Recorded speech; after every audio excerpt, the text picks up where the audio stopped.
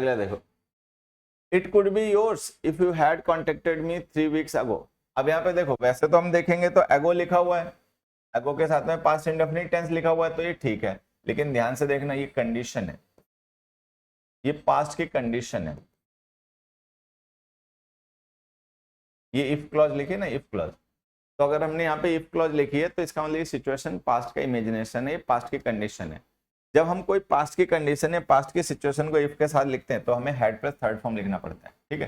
तो जो had contacted हमने लिखा ये ठीक है, हैज कॉन्टेक्टेड नहीं आएगा, कॉन्टेक्टेड पास्ट इंडेफिनिट नहीं आएगा, वुड हैव कॉन्टेक्टेड तो इफ क्लॉज में आता ही नहीं है, वुड हैव है, वुड हैव, विल, शैल ही मेन क्लॉज में यूज होते हैं, कंडीशनल के, इफ क्लॉज में नहीं यूज होते। तो जो लिखा है वही सही है, नो इम्प्रूवमेंट।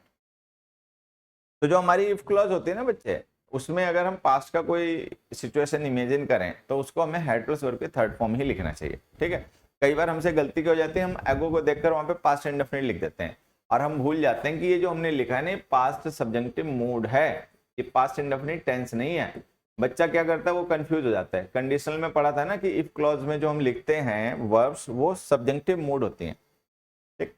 तो जो हमने लिखा है, it could have, it could be yours, ये तुम्हारा हो सकता था, if you had contacted me 3 years ago, अगर तुमने मुझे 3 हफ्ते पहले कांटेक्ट कर लिया होता, ठीक है, बट यू डिडंट, लेकिन तुमने नहीं कांटेक्ट किया। अब तुमने कांटेक्ट नहीं किया इसीलिए अब ये तुम्हारा नहीं है, किसी और का है। तो ये जो कंडीशन है ये पास्ट की है और जो रिजल्ट है वो प्रेजेंट का है। हमने कल पढ़ा था ना, कंडीशन पास्ट में तो रिजल्ट प्रेजेंट में भी आ सकता है, ठीक। तो सही आंसर है क्या, जो लिखा है वही, नो इम्प्रूवमेंट। ये एगो लिखा है, इसकी मदद लेना। एगो का मतलब ये कंडीशन पास्ट की है, अगर ये कंडीशन पास्ट की है तो इफ क्लॉज में हेड प्लस थर्ड फॉर्म। अगला देखो, as soon as it will stop raining. अब देखो, as soon as subordinating conjunction होता है बच्चे, ठीक है, ये सबऑर्डिनेटिंग कंजंक्शन होता है। तो सबऑर्डिनेटिंग क्लॉजेस जो होती हैं उनमें हमें किसी फ्यूचर एक्शन को रेफर करना हो तो प्रेजेंट टेंस लिखना चाहिए और मेन क्लॉज में फ्यूचर लिखना चाहिए। तो जो मेन क्लॉज हमने लिखी है उसमें फ्यूचर है वो ठीक है, लेकिन एज सुन एज के साथ लिखी क्लॉजेस सबऑर्डिनेट होती हैं। सबऑर्डिनेटिंग क्लॉजेस में फ्यूचर एक्शन को रेफर करना हो तो प्रेजेंट टेंस लिखना चाहिए। तो यहाँ पे लिखो stops, as soon as it stops raining, जैसे ही बारिश बंद होगी। अगला देखो, we don't have so many facilities in past. अब यहाँ पे आप देखोगे जो हमने लिखा ना डोंट हैव, ये टेंस है, ये जो हमने लिखा ये टाइम है, ठीक है। अगर यहाँ पे इन पास्ट नहीं लिखा होता तो ये सही है, we don't have so many facilities. अगर इन पास्ट नहीं लिखा होता तो ये सही है, लेकिन इन पास्ट लिख दिया तो पता चल गया टाइम पास्ट का है। तो अगर टाइम पास्ट का है तो जिस एक्शन का टाइम है वो एक्शन भी पास्ट का हो जाएगा। पास्ट का एक्शन है, पास्ट इंडेफिनिट टेंस में लिखो, didn't, we didn't have so many facilities. अगला देखो, his employees were asking for a raise for a long time now. अब देखो यहाँ पे फॉर अ लॉन्ग टाइम हमने लिखा हुआ है, तो ये ड्यूरेशन है। तो अगर ये ड्यूरेशन है तो ड्यूरेशन के साथ में हम कॉन्टिन्यूअस टेंस तो लिख नहीं सकते। तो ये जो हमने कॉन्टिन्यूअस टेंस लिखा है वर आस्किंग, ये गलत। आर आस्किंग लिखेंगे तो वो गलत, ये दोनों गलत हो जाएंगे। अच्छा, अब यहाँ पे लिखा हुआ है नाउ, कि वो लंबे समय से मांग कर रहे हैं, अब मतलब बहुत समय हो गया तब से वो मांग कर रहे हैं, अभी भी।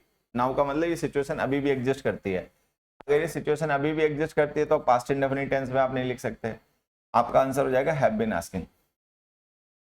अगर नाउ नहीं लिखा होता तो हम आस्ट भी लिख सकते थे, मतलब हम ऐसे भी लिख सकते थे, his employees asked for a raise for a long time, कि बहुत समय तक उन्होंने बढ़ोतरी की मांग की पास्ट में। लेकिन नाउ लिखा तो उससे हम जान गए कि जो सिचुएशन है वो प्रेजेंट में भी इफेक्टिव है। अगर प्रेजेंट में भी इफेक्टिव है तो हम पास्ट इंडेफिनिट टेंस नहीं लिख पाएंगे, तो फिर वो जो हमारा सी ऑप्शन है वो गलत हो गया, ठीक है।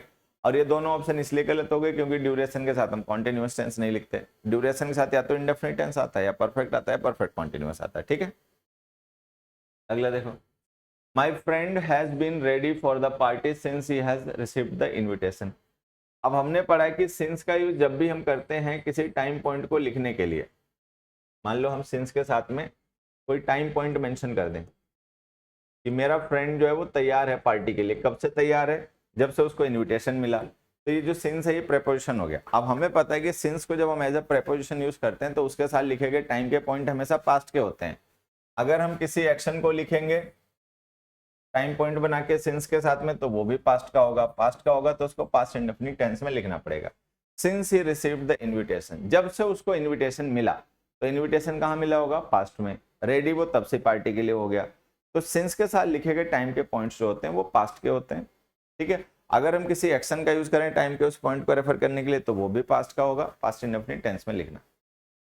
वी हैव लिटिल डाउट, अब वी हैव लिटिल डाउट का मतलब है we have almost no doubt, कि हमें कोई डाउट नहीं है। अगर हमें कोई डाउट नहीं है तो इसका मतलब ये लिखी गई सिचुएशन क्या है, सर्टेनिटी है। अगर डाउट नहीं है तो इसका मतलब हम इस बात को लेकर श्योर हैं कि ऐसा होगा या ऐसा नहीं होगा। तो अगर ये लिखा गया स्टेटमेंट हमारी श्योरिटी को और सर्टेनिटी को एक्सप्रेस कर रहा है तो वेदर गलत है, दैट लिखो। तो ये जो लिटिल होता है ना बच्चे, इसका मतलब नेगेटिव होता है, इसका मतलब होता है almost no. We have little doubt का मतलब we have almost no doubt, कि हमें डाउट नहीं है। अगर हमें डाउट नहीं है तो इसका मतलब हम इस बात को लेकर श्योर हैं। अगर श्योर हो तो फिर वेदर मत लिखो, वेदर तो अनसर्टेनिटी के लिए आता है। अगला देखो, we will consider your application if you will bring a letter of introduction. अब ये जो हमने लिखा है यहाँ पर ये क्या है, ये कंडीशनल है, ठीक। आप देखोगे यहाँ पे मेन क्लॉज फ्यूचर में और ये जो हमारी इफ क्लॉज है वो भी फ्यूचर में है। तो हमें पता है कि इफ क्लॉज तो फ्यूचर में हो नहीं सकती। इफ क्लॉज या तो प्रेजेंट टेंस में होती है या पास्ट टेंस में होती है, पास्ट परफेक्ट में होती है। अब यहाँ पे हमारी मेन क्लॉज फ्यूचर में है तो इसका मतलब ओपन कंडीशनल है। अगर ये ओपन कंडीशनल है तो इफ क्लॉज प्रेजेंट टेंस में होनी चाहिए। इफ क्लॉज प्रेजेंट टेंस में इसमें तो है नहीं, ठीक है, इसमें भी है नहीं, इसमें भी है नहीं, इसमें है। तो ये ओपन कंडीशनल है। ओपन कंडीशनल में मेन क्लॉज फ्यूचर में होती है और इफ क्लॉज प्रेजेंट में होती है, ठीक है। अगला देखो, we would rather you come with us. अभी देखो कितना अच्छा क्वेश्चन है, इसको ऐसे समझना बच्चों। जैसे मैंने एक सेंटेंस लिखा, एक दो छोटे छोटे पॉइंट आपको सीखने पड़ेंगे। जैसे हमने लिखा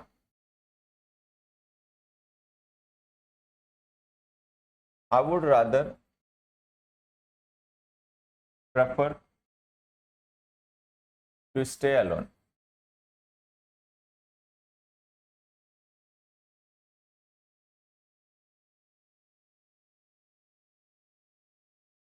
ठीक है, अब जो लोग जानते हैं ठीक है, जो नहीं जानते वो थोड़ा सा ये बात ध्यान रख लेंगे कि जो वुड रादर फ्रेज होती है ना बच्चे, ये मॉडल फ्रेज होती है। इसका यूज हम किसी पर्सन की प्रेफरेंस को शो करने के लिए यूज करते हैं। मतलब जब हमें किसी पर्सन की प्रेफरेंस बतानी होती है ना कि उसकी प्रेफरेंस क्या है, तो हम इसका यूज करते हैं, ठीक। तो ये जो वुड रादर के साथ में हमने यूज किया है प्रेफर, इसकी जरूरत नहीं थी। अगर हम प्रेफर यूज कर रहे हैं तो रादर नहीं यूज करना चाहिए, वुड रादर यूज कर रहे हैं तो प्रेफर टू नहीं लिखना चाहिए। तो कुल मिला के हमने गलत लिख रखा है। अब हम कैसे इसको सही करें, तो इसको ना सही करने के हमारे पास दो तरीके हैं। एक जो तरीका है कि आप रादर हटा दो, ठीक है, वुड रादर की जगह सिंपल वुड लिख दो जो हेल्पिंग वर्ब होगा, प्रेफर मेन वर्ब हो जाएगा, और ये ऐसे लिख दो we would prefer to stay alone, rather drop कर दो। दूसरा ऑप्शन है, एक और दूसरा ऑप्शन है कि आप वुड रादर लिख लो, प्रेफर ड्रॉप कर दो।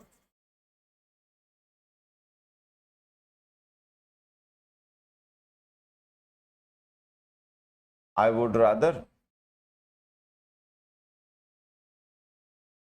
रादर स्टे अलोन,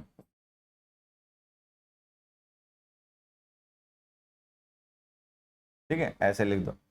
अब जब आप वुड रादर लिखोगे तो वुड रादर जो मॉडल फ्रेज है ये क्या शो कर रही है, प्रेफरेंस, कि आपकी प्रेफरेंस है। क्या प्रेफरेंस है, अकेले रुकना। तो ये एक्शन हो गया। तो यहाँ पे जो हमारा आई सब्जेक्ट है वही प्रेफर कर रहा है और उसी को वो काम करना है जिसको वो प्रेफर कर रहा है। तो ये जो हमने स्ट्रक्चर लिखा है ये ठीक है। आई वुड रादर स्टे अलोन, भाई मैं तो अकेले रुकना पसंद करूंगा, मतलब मेरी प्रेफरेंस है अकेले रुकना, ठीक है। चलो अब यहीं पे एक मैं दूसरा स्ट्रक्चर आपको लिखता हूं, समझाता हूं। एक मैंने दूसरा सेंटेंस यहां पे लिखा,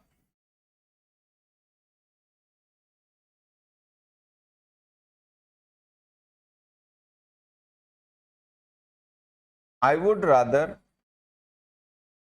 ही stage with me, I would rather he stage with me.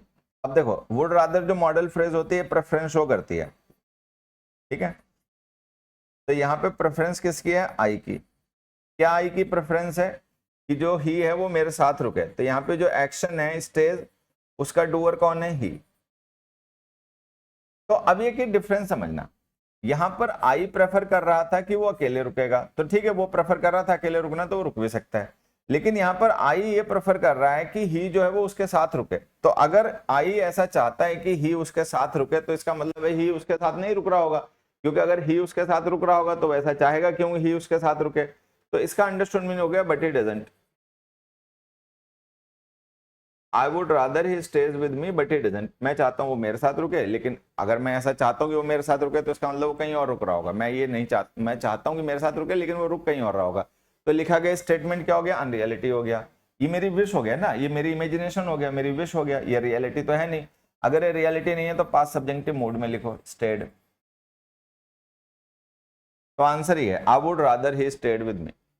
तो जब हम वुड रादर का यूज करते हैं किसी दूसरे सब्जेक्ट के बारे में कि प्रेफर कोई कर रहा है लेकिन एक्शन किसी और को करना है, तो वो वहां पे हमेशा अनरियलिटी ही होता है। अनरियलिटी होता है तो पास्ट सब्जेक्टिव मूड का यूज क्या करो। अब ऊपर देखो वहां पे क्या लिखा, we would rather you come with us, हम चाहते हैं कि तुम हमारे साथ आओ। ठीक है, we would rather you come with us but you don't, लेकिन तुम नहीं आओगे, क्योंकि अगर तुम हमारे साथ आ रहे होते तो हम ऐसा चाहते क्यों तुम हमारे साथ आओ, और अगर हम चाहते हैं कि तुम हमारे साथ आओ इसका मतलब तुम जा कहीं और रहे हो। तो ये लिखा गया स्टेटमेंट जो है वो मेरी विश हो गया, ये रियलिटी नहीं है, विश हो गया। अगर ये विश हो गया रियलिटी नहीं है तो हमें पास्ट सब्जेक्टिव मूड लिखना पड़ेगा, वर्ब की सेकंड फॉर्म, वर्ब की सेकंड फॉर्म केम।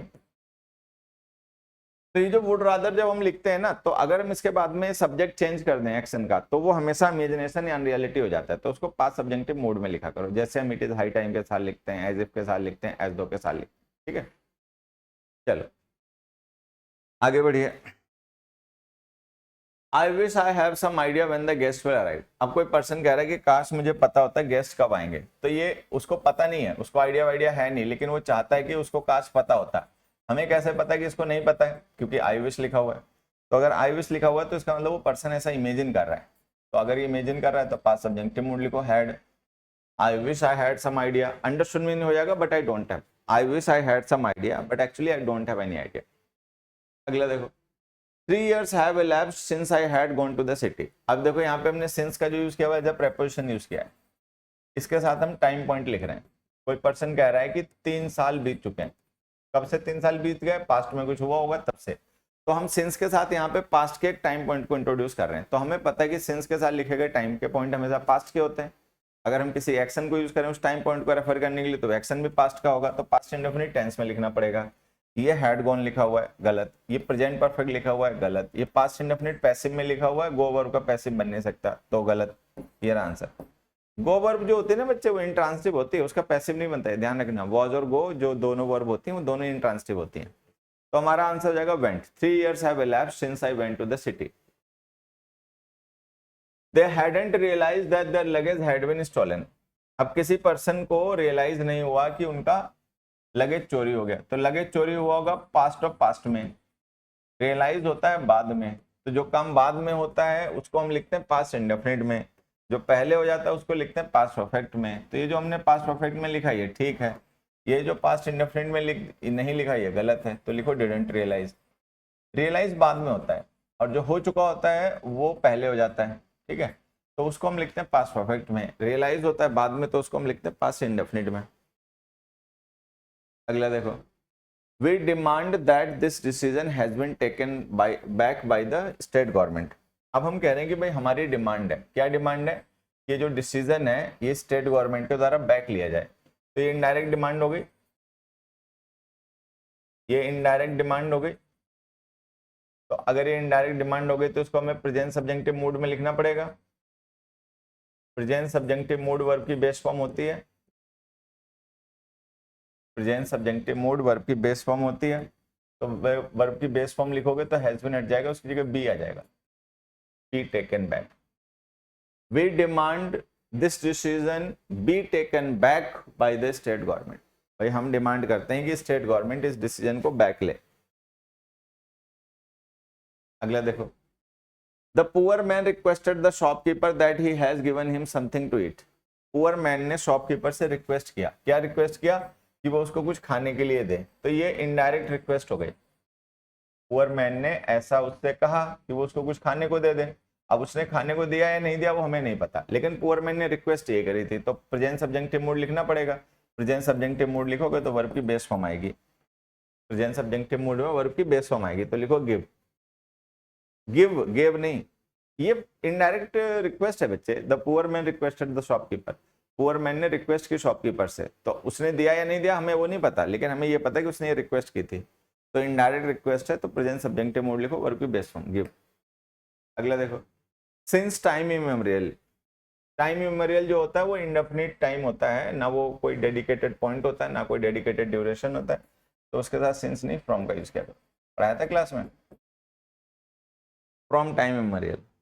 अगला देखो, the movie already began by then, अगर हमने यहाँ पे ऑलरेडी लिख रखा है तो ऑलरेडी का मतलब बाय नाउ या बाय देन होता है, तो ऑलरेडी का यूज हम मोस्टली उन सिचुएशंस में करते हैं जहां पे कोई काम हो चुका होता है, किसी दूसरे काम के होने से पहले हो चुका होता है, तो ये बताने के लिए हम बाय नाउ का यूज करते हैं, तो इसके साथ परफेक्ट टेंस लिखा जाता है। अब यहाँ पे पास्ट इंडेफिनिट टेंस लिखा हुआ है, ठीक है, तो इसका मतलब ये काम पास्ट में किसी दूसरे काम से पहले हुआ होगा, अगर ये काम पास्ट में किसी दूसरे से पहले हो गया होगा तो इसको पास्ट परफेक्ट टेंस में लिखो, हैड ऑलरेडी बिगन, ठीक है, तो इसको लिखो the movie had already began by then, movie तो पहले ही तब तक शुरू हो चुकी थी, मतलब हम पहुंचे कहीं, ठीक है, लेकिन हमारे पहुंचने से पहले मूवी वहां पे शुरू हो गई, तो जब हम ऑलरेडी लिखते हैं तो ऑलरेडी का मतलब बाय नाउ या बाय देन होता है, तो उसके साथ मोस्टली हमें परफेक्ट टेंसेस लिखने पड़ते हैं, ठीक है।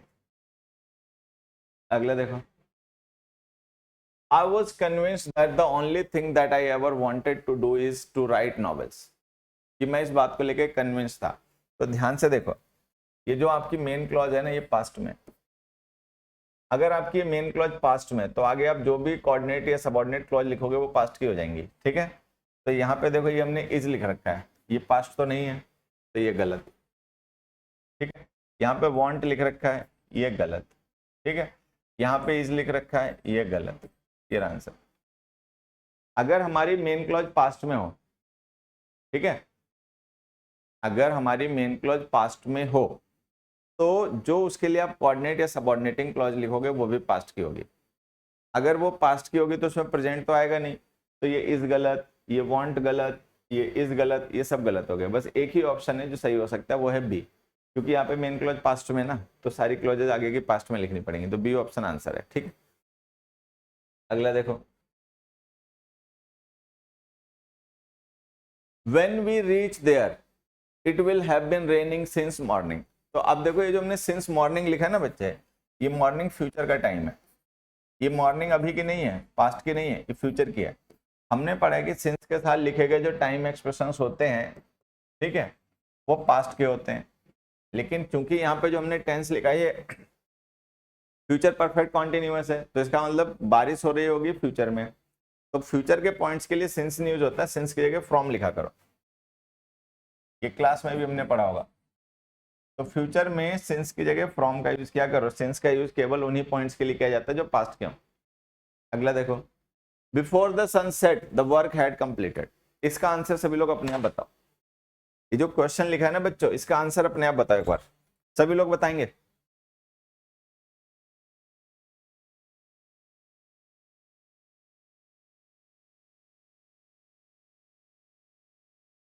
चलिए बताइए इसका आंसर क्या है, सही तो नहीं है, कहीं ध्यान से देखो, ऐसा तो नहीं है कि सही हो गया हो,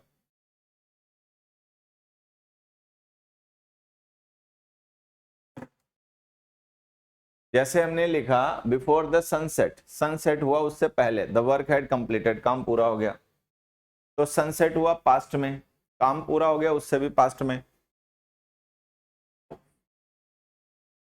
तो देखो सनसेट हुआ पास्ट में, काम पूरा हो गया उससे भी पास्ट में, तो वो पास्ट ऑफ पास्ट हो गया, पास्ट ऑफ पास्ट हो गया, तो पास्ट परफेक्ट टेंस लिखना पड़ेगा, सही लिखा हुआ है, लेकिन बस एक दिक्कत है कि जो सब्जेक्ट है वर्क, वर्क ने कंप्लीट नहीं किया, वर्क को किसी और ने कंप्लीट किया होगा, तो ये पैसिव होना चाहिए था, पैसिव बनाने के लिए बीन लिखो, तो काम पूरा अपने आप नहीं हुआ है, उसको किसी ने पूरा किया है, ठीक है, तो यहाँ पे लिखो बिफोर द सनसेट, सनसेट हुआ, the work had been completed, उससे पहले काम पूरा किया जा चुका था, तो यहाँ पे सब्जेक्ट देखो कौन है, वर्क, वर्ब क्या है, कंप्लीट, वर्क कंप्लीट नहीं करता, वर्क को कोई और कंप्लीट करता है, तो ऐसी सिचुएशन में जहां पर वर्ब के साथ में लिखा गया सब्जेक्ट वर्ब का डूअर ना हो, कोई और डूअर हो, वर्ब पैसिव लिखनी चाहिए, ठीक है, तो पैसिव वर्ब लिखोगे तो हैड बीन कंप्लीटेड लिखना पड़ेगा, ठीक है, तो टेंस सही था, पास्ट परफेक्ट, वॉइस गलत थे। अगला देखो, a high school student is not even understanding the basics of chemistry and physics. Understand non action category की वर्ब होती है बच्चे। अंडरस्टैंड जो होती है वो नॉन एक्शन कैटेगरी की वर्ब है, मतलब इसका कॉन्टिन्यूअस टेंस नहीं बनता। अगर इसका कॉन्टिन्यूअस टेंस नहीं बनता तो ऑप्शन गलत। ठीक है, यहाँ पे हमने लिखा नॉट अंडरस्टैंड इवन, तो इसमें हमने हेल्पिंग वर्ब नहीं लिखी, नॉट लिखा लेकिन हेल्पिंग वर्ब नहीं लिखी, तो ये गलत। Does not even understand, does not understand even. अब हमें ये देखना है कि इवन को कहाँ लिखना चाहिए। इवन जो होता है ना वो फोकस और एम्फिसाइज करने के लिए होता है, जिसको ये फोकस एम्फिसाइज करने के लिए होता है, जिसको ये फोकस या एम्फिसाइज करने के लिए होता है, ठीक है, ये उसके पहले लिखा जाता है। तो ये जो हमने सेंटेंस लिखा है बच्चों, इसमें देखो कि हम इवन का यूज किसको हाईलाइट करने के लिए कर रहे हैं। हम इवन लिखकर अंडरस्टैंड वर्ब को हाईलाइट कर रहे हैं कि समझते तक नहीं है, या हम इस बात को हाईलाइट कर रहे हैं कि बेसिक्स तक नहीं समझते, बाकी चीजें छोड़ो नहीं समझते लेकिन बेसिक्स तक नहीं समझते। तो यहां पर हम किसको कर रहे हैं हाईलाइट, इस बात को कि वो बेसिक्स तक नहीं समझते। जो बेसिक्स है ना केमिस्ट्री और फिजिक्स के, वो तक उन्हें नहीं पता होते। तो जो फोकस किया जा रहा है वो बेसिक्स को किया जा रहा है। ठीक है, तो अगर बेसिक्स को फोकस किया जा रहा है तो हम इवन का पोजीशन बेसिक्स से पहले रखेंगे। अगर बेसिक्स से पहले रखेंगे तो ये वाला सही है, ये वाला गलत है। A high school student does not understand even the basics. बाकी चीजें छोड़ो, एडवांस कॉन्सेप्ट नहीं पता लेकिन उसको बेसिक तक नहीं पता। ठीक है, अगला देखो, नेक्स्ट हमने लिखा है he will easily get a job in case he improves his IT skills. अब हमने कंजंक्शन में पढ़ा था कि इन केस का यूज हम करते हैं उन सिचुएशंस में जहां पे कोई कंडीशन बाद में बनेगी, उसके लिए काम हम पहले से कर रहे हैं।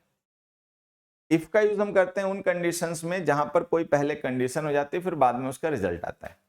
ठीक है, अब देखो यहाँ क्या लिखा हुआ है, he will easily get a job in case he improve his IT skills. तो पहले उसको आईटी स्किल्स इंप्रूव करनी पड़ेंगी, बाद में उसको जॉब मिलेगी। तो ये जो हमने लिखा है ना, ये कंडीशन होगी पहले। अगर वो अपनी आईटी स्किल्स को इंप्रूव कर लेगा तो उसको जॉब मिल जाएगी। तो ये कंडीशन है जो पहले होगी। अगर ये कंडीशन पहले होगी तो इन केस हटाओ, इफ लिखो। He will easily get a job, उसको आसानी से जॉब मिल जाएगी अगर वो अपने आईटी स्किल्स को इंप्रूव कर ले। ठीक है, तो इफ और इन केस का जो डिफरेंस हमने सीखा था, ये उस पर बेस्ट क्वेश्चन है। अगला देखो, it is doubtful if there will be any seats left vacant. ये डाउटफुल है, तो अगर कोई सिचुएशन डाउटफुल है तो वो अनसर्टेन है, आप उसको लेके श्योर नहीं हो क्योंकि आपको डाउट है। तो अगर ये अनसर्टेन सिचुएशन है तो ये फटाओ वेदर लिखो। अनसर्टेनिटी के लिए वेदर का यूज क्या करो हमेशा।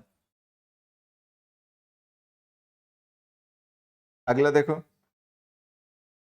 You must go to the book fair if you are liking it or not. तुम्हें बुक फेयर जाना चाहिए चाहे तुम्हें ये पसंद हो या ना पसंद हो। तो एक चीज तो ध्यान देना कि like verb non action category की वर्ब होती है तो इसका कॉन्टिन्यूअस टेंस नहीं बनता।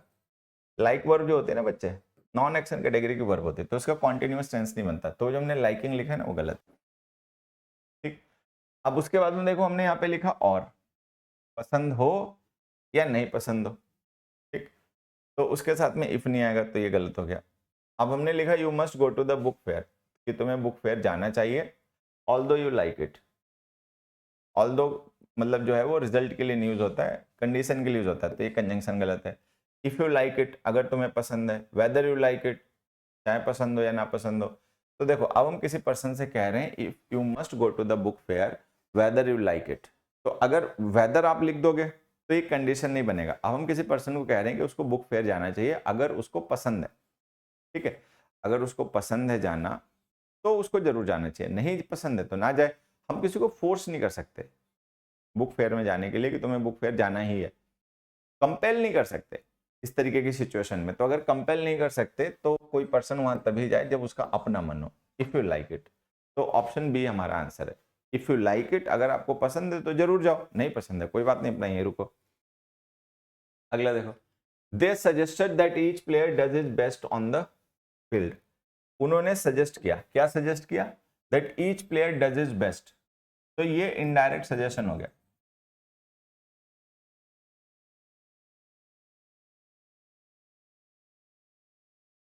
उन्होंने ऐसा सजेस्ट किया तो ये इनडायरेक्ट सजेशन हो गया। अगर ये इनडायरेक्ट सजेशन हो गया, ठीक है, तो हमें इसको प्रेजेंट सब्जेक्टिव मोड में लिखना पड़ेगा। प्रेजेंट सब्जेक्टिव मोड लिखोगे तो डज की जगह डू आ जाएगा। तो लिखो दे suggested that each player do his best. ठीक है, यहां तक क्लियर हो गया। अगला देखो, इसका आंसर अपने आप बताओ, बहुत अच्छा क्वेश्चन है।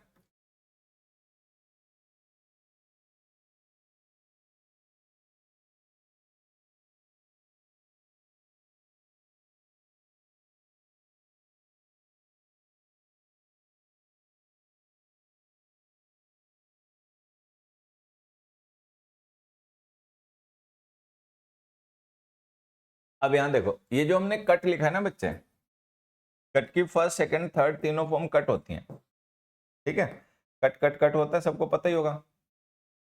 ये जो हमने कट लिखा है ना, वर्ब की सेकंड फॉर्म है, ठीक। आपको सोचेगा भाई ये कैसे पता है सेकंड फॉर्म में, क्या पता फर्स्ट फॉर्म हो या थर्ड फॉर्म हो। तो फर्स्ट फॉर्म इसलिए नहीं हो सकती क्योंकि अगर ये फर्स्ट फॉर्म होती ना तो इसको लिखना पड़ता है कट्स, सिंगुलर है ना तो कट्स लिखना पड़ता है। थर्ड फॉर्म बिना हेल्पिंग वर्ब के नहीं आती, तो ये सेकंड फॉर्म है। अगर ये सेकंड फॉर्म है तो पास्ट इंडेफिनिट टेंस बन गया, लेकिन ध्यान दो ये पास्ट इंडेफिनिट टेंस होना नहीं चाहिए, ये एक प्रोवर्ब है। ये क्या है? एक प्रोवर्ब है। अगर ये प्रोवर्ब है तो प्रोवर्ब्स हमेशा प्रेजेंट इंडेफिनिट टेंस में लिखी जाती हैं। तो यहाँ पे आपको वर्ब की सिंगुलर फॉर्म लिखनी पड़ेगी क्योंकि सब्जेक्ट सिंगुलर है। तो डायमंड कट्स डायमंड, ये एक प्रोवर्ब है, ठीक है। अगला देखो, as soon as we hear from the suppliers, जैसे ही हमें सप्लायर से कोई जानकारी मिलेगी, we will let you know, हम आपको बता देंगे, when the goods have been in stock. अब ध्यान से देखो क्या है कि हम तुम्हें बता देंगे, ये मेन क्लॉज है। क्या बता देंगे? कि जो वस्तुएं हैं, जो चीजें तुमने ऑर्डर की हैं, ठीक है, वो स्टॉक में कब आएंगी, ठीक। तो ये हमने जो बात कर रहे हैं वो फ्यूचर की है। अगर ये फ्यूचर की है और ये जो व्हेन के साथ हमने क्लॉज लिखी है सबऑर्डिनेटिंग क्लॉज है, तो इसमें फ्यूचर आएगा नहीं, ये ऑप्शन गलत हो गया, ठीक है। अच्छा, पास्ट की बात हो नहीं रखी तो वर नहीं आएगा, ये भी गलत हो गया। तो या तो हम लिख दें when the goods have been in stock, या हम लिख दें आर इन स्टॉक। अब हैव बीन जो होता है वो पास्ट प्लस प्रेजेंट होता है, तो वो भी एक तरीके से पास्ट का ही एक्शन होता है, तो वो भी गलत हो गया। आंसर है are. When the goods are in stock, तो जब हम कभी फ्यूचर एक्शन को रेफर करते हैं सबऑर्डिनेटिंग क्लॉज में, तो उसको प्रेजेंट टेंस में लिखना पड़ता है। नहीं, यूनिवर्सल ट्रुथ नहीं कहो, उसको प्रोवर्ब होती है। डायमंड कट्स डायमंड एक प्रोवर्ब होती है बच्चे। तो जैसे हमने लिखा ना when the goods are in stock, तो हमने टेंस कौन सा लिखा? Present, are. लेकिन चूंकि ये सबऑर्डिनेटिंग क्लॉज है तो फ्यूचर हो गया। We will let you know when the goods are in stock, जब चीजें स्टॉक में आ जाएंगे तो हम आपको बता देंगे। तो कहने का मतलब अभी वो स्टॉक में है नहीं, वो आएंगे स्टॉक में फ्यूचर में, तो हम बताएंगे अभी फ्यूचर में, तो दोनों काम फ्यूचर में होंगे। तो हम मेन क्लॉज वाला एक्शन है उसको तो लिखेंगे फ्यूचर में, और सबऑर्डिनेटिंग क्लॉज वाला लिखेंगे प्रेजेंट में, तो ये रहा आंसर। अगला देखो, if I am able to go back in time I would have killed Hitler, अगर मैं समय में वापस जा पाऊं तो मैं जाके हिटलर को मार दूं। समय में कोई वापस नहीं जा सकता, तो ये इमेजिनेशन हो गया, ठीक है। ये इमेजिनेशन हो गया, अनरियलिटी हो गई, nobody can go back in time. तो अगर ये इमेजिनेशन हो गया, अनरियलिटी हो गई, तो इसको हमें लिखना चाहिए प्रेजेंट सब्जेक्टिव मूड में, were. If I were able to go back in time but I am not able to go back in time, ठीक है। तो सही आंसर क्या हो गया हमारा? वर। तो ऐसी सिचुएशंस जो कि अब्सोल्यूट अनरियलिटीज होती हैं, परमानेंट अनरियलिटीज होती हैं, टाइम में वापस जाना ना पास्ट में पॉसिबल था, ना आज पॉसिबल है, ना फ्यूचर में होगा, ठीक है। तो ऐसी सिचुएशंस जो परमानेंट इमेजिनेशंस होती हैं उनको हमेशा ही वर्ब की सेकेंड फॉर्म के साथ लिखा करो। तो हम यहाँ पे लिख देंगे were, if I were able to go back in time, understood meaning हो जाएगा but I am not able. अगला देखो, they would know English well now if they worked harder last year. अब यहाँ पर आप देखोगे हमने कंडीशनल लिखा, कंडीशनल में जो हमारा रिजल्ट है वो प्रेजेंट में है, कि वो आज अच्छी इंग्लिश जानते हैं, लेकिन वो नहीं जानते हैं, चलो कोई बात नहीं। If they worked harder last year, अगर वो लास्ट ईयर में मेहनत कर लेते, तो ये जो कंडीशन है वो पास्ट की है, तो रिजल्ट प्रेजेंट में है, कंडीशन पास्ट में। तो अब एक चीज समझो, अगर रिजल्ट प्रेजेंट में है और कंडीशन पास्ट में, तो रिजल्ट प्रेजेंट का है तो वुड कुड माइट के साथ फर्स्ट फॉर्म लिखोगे, लिखी हुई है। अगर कंडीशन पास्ट की है तो पास्ट की कंडीशन को हैड प्लस थर्ड फॉर्म में लिखना पड़ेगा, हैड वर्कड। तो लिखो दे would know English well if they had worked harder last year but they didn't, लेकिन उन्होंने मेहनत नहीं की। तो अगर उन्होंने लास्ट ईयर मेहनत कर ली होती जो उन्होंने नहीं की, तो आज उनकी इंग्लिश अच्छी होती, जो कि नहीं है। तो कंडीशन है पास्ट की, रिजल्ट है प्रेजेंट में। कंडीशन पास्ट की है इसीलिए had plus third form, result present में है इसलिए वुड प्लस फर्स्ट फॉर्म। अगला देखो, the boy has been ill for 3 days when the doctor was sent for, जब डॉक्टर को बुलाया गया तब। तो यहाँ पे देखो ये टाइम पास्ट का है, तो कहने का मतलब कोई लड़का है वो 3 दिन तक बीमार रह चुका था जब डॉक्टर को बुलाया गया उससे पहले, ठीक है।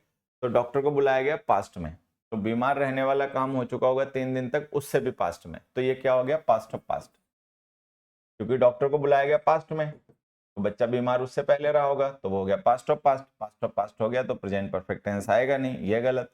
पास्ट इंडेफिनिट आएगा नहीं, ये गलत, ठीक है। 3 days ड्यूरेशन है, पॉइंट नहीं है, तो सिंस ये गलत, ये आंसर।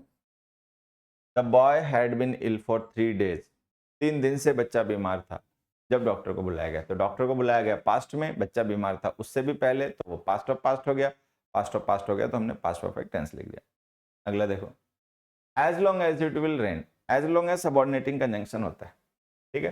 तो जो सबऑर्डिनेटिंग क्लॉजेस होती हैं उनमें अगर हमें फ्यूचर एक्शन को रेफर करना हो तो प्रेजेंट टेंस लिखना चाहिए। तो ये जो हमने विल रेन लिखा ना, ये गलत है, लिखो रेन्स, ठीक है। As long as it rains, जब तक बारिश होगी, we shall have to stay here, जब तक बारिश होगी हमें यहीं रुकना पड़ेगा, ठीक है। अगला देखो, it is required that each of your parents have signed this application, ये जरूरी है। क्या जरूरी है, कि each of your parents have signed this application. तो ये ध्यान से देखो, ये क्या है, ये है नेसेसिटी। रिक्वायरमेंट लिखा है ना, तो एक नेसेसिटी है। नेसेसिटी है तो हम इसको प्रेजेंट सब्जेक्टिव मोड में लिखेंगे, प्रेजेंट सब्जेक्टिव मोड। अगर इसे प्रेजेंट सब्जेक्टिव मोड में लिखोगे तो वर्ब की बेस फॉर्म लिखनी पड़ेगी, तो हैव साइंड की जगह लिखो साइन,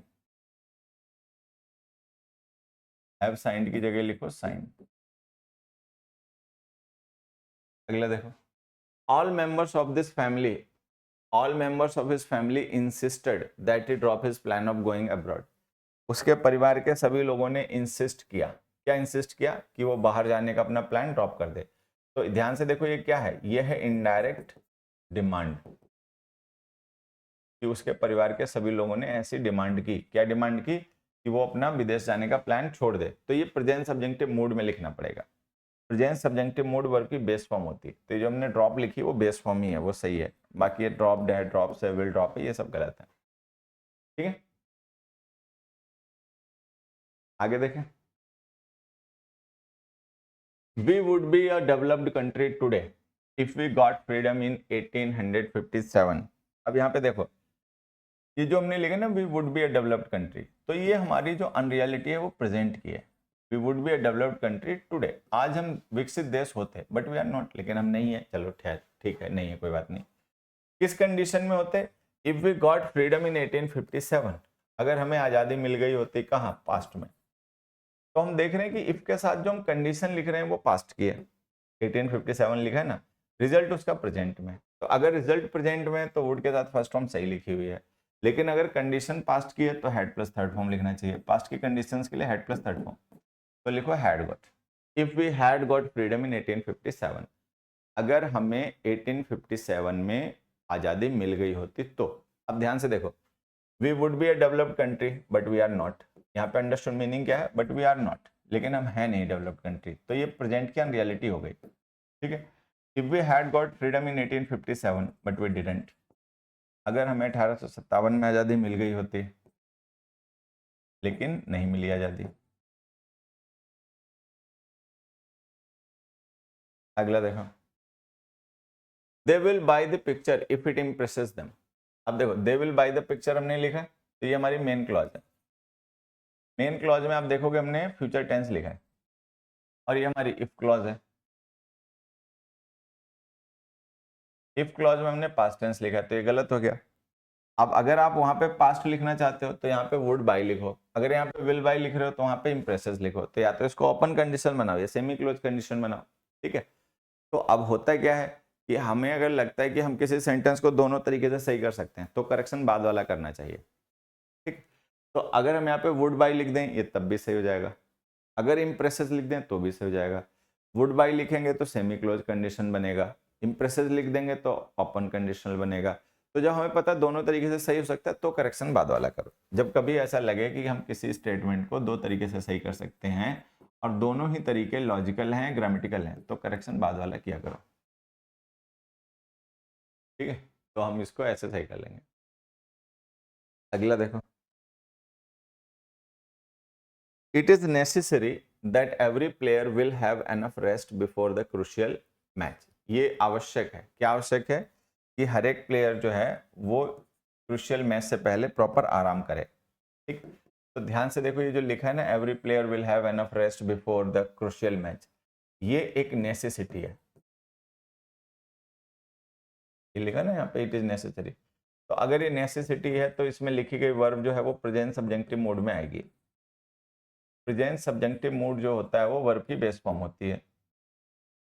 ठीक, ये जो हमने विल हैव लिखा है ये बेस फॉर्म तो है नहीं, तो ये गलत, ये नहीं है, ये गलत, ये नहीं है, ये गलत, ये आंसर। तो आंसर इसमें क्या जाएगा, have. It is necessary that every player have enough rest before the crucial match, कि जो क्रूशियल मतलब इंपॉर्टेंट मैच है उससे पहले हर एक प्लेयर जो है वो पर्याप्त आराम कर ले। तो ये ऐसी एडवाइस है, ऐसी नेसेसिटी है। ठीक है, अब सभी ने रेस्ट किया है कि नहीं किया है, करेंगे कि नहीं करेंगे, वो हमें फैक्ट नहीं पता, मतलब फैक्चुअल रियलिटी क्या है हमें वो नहीं पता, लेकिन ये नेसेसिटी है। अगर ये नेसेसिटी है तो प्रेजेंट सब्जेक्टिव मोड में इसको लिखना है, तो हमने लिख दिया। इसके लिए बस इतना ही, बाकी अब मिलेंगे कल, तब कुछ पढ़ेंगे नया। तब तक के लिए सभी खूब पढ़ो, खूब बढ़ो। Thank you, bye bye.